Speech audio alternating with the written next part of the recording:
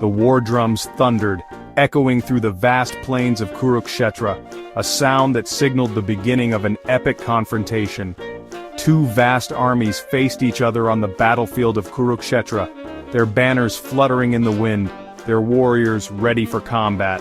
Among them stood Arjuna, the mighty archer, his heart heavy with despair. His hands trembled as he held his bow, Gandiva, a weapon that had never failed him before.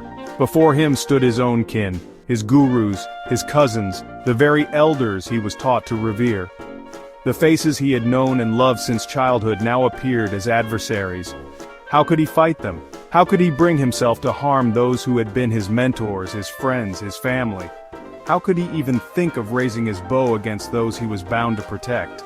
The very thought of it tore at his soul, leaving him paralyzed with indecision. Arjuna's dilemma was not merely a fear of battle. It was a profound moral crisis, a clash between his duty as a warrior and his love for his family. The principles of dharma and karma weighed heavily on his mind. It was a profound moral crisis, a clash between his duty as a warrior and his love for his family.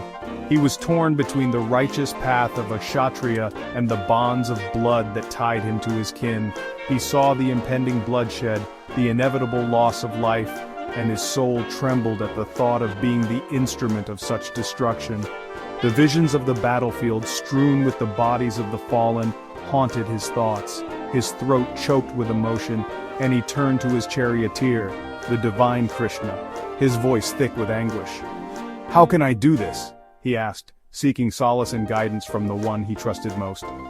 Krishna, with a calm and serene demeanor, looked at Arjuna with compassion. He knew the turmoil that raged within the warrior's heart and prepared to impart the wisdom that would guide him through this dark hour. "Arjuna," Krishna began, "this battle is not just a physical confrontation. It is a test of your spirit, your resolve, and your understanding of dharma. You must rise above your personal attachments and see the greater good." As Arjuna listened, the fog of confusion began to lift. He realized that his duty as a warrior was to uphold righteousness, even if it meant facing his own kin. The path of dharma was never easy, but it was the path he was destined to follow. With newfound clarity and determination, Arjuna readied himself for the battle ahead. The despair that had gripped his heart was replaced by a sense of purpose.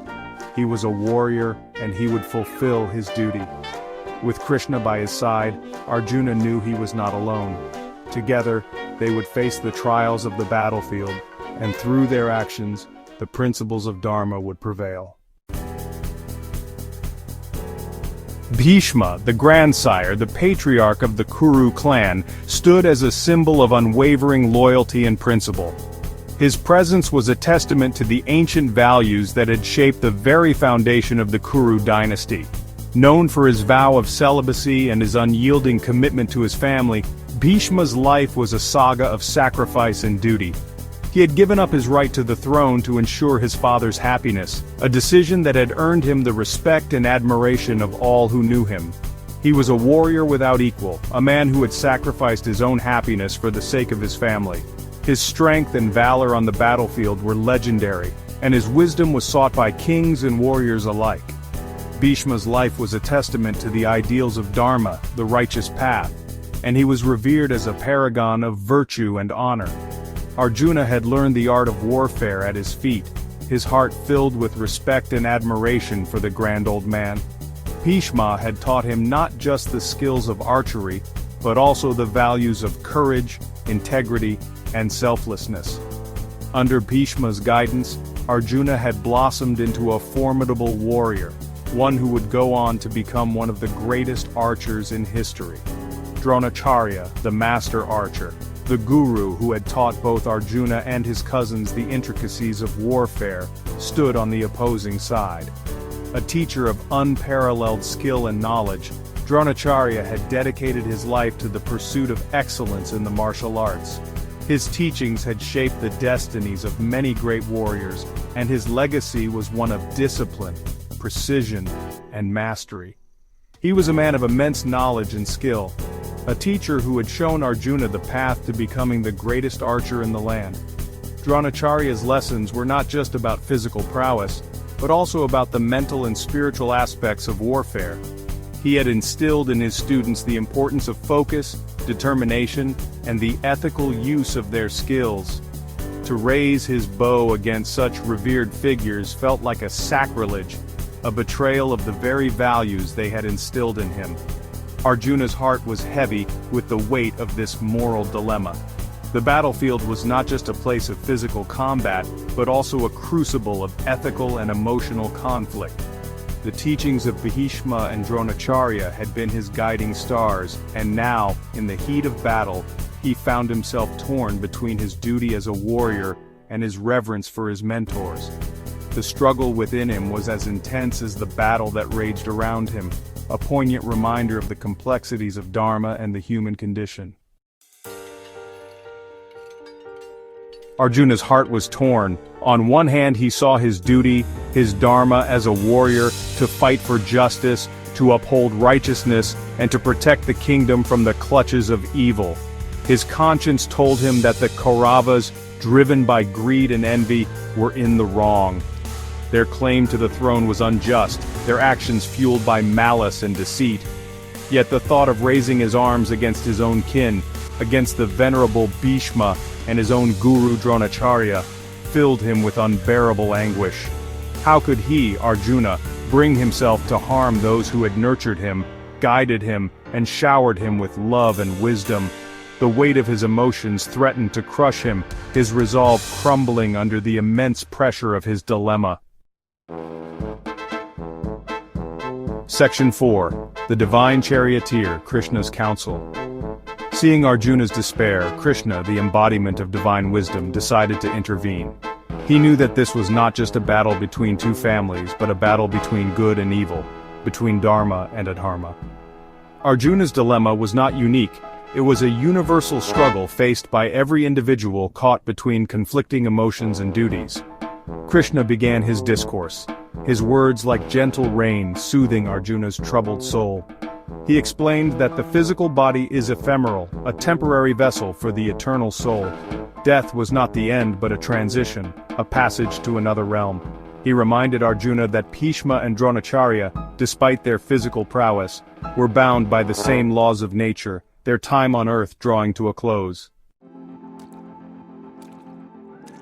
Section 5. The Transient Body, the Eternal Soul, a Lesson in Detachment. Krishna's words pierced through Arjuna's despair, shedding light on the impermanence of the material world. Arjuna, standing on the battlefield of Kurukshetra, was overwhelmed with sorrow and confusion. He was torn between his duty as a warrior and his love for his family and friends who stood on the opposing side. In this moment of crisis, Krishna, his charioteer and guide, began to impart the timeless wisdom of the Bhagavad Gita. He explained the concept of the Atman, the eternal soul which is beyond birth and death, untouched by the vagaries of the physical realm. The Atman, Krishna said, is indestructible and eternal, a spark of the divine that resides within every living being. It is the true essence of who we are, beyond the physical body and mind. The body, Krishna explained, is like a garment that the soul sheds at the time of death, only to take on a new one in its next life. Just as we change clothes when they become old and worn out, the soul discards the old body and takes on a new one. This cycle of birth and death continues until the soul attains liberation, or moksha, and reunites with the divine. Arjuna listened intently, his mind slowly grasping the profound truth of Krishna's words.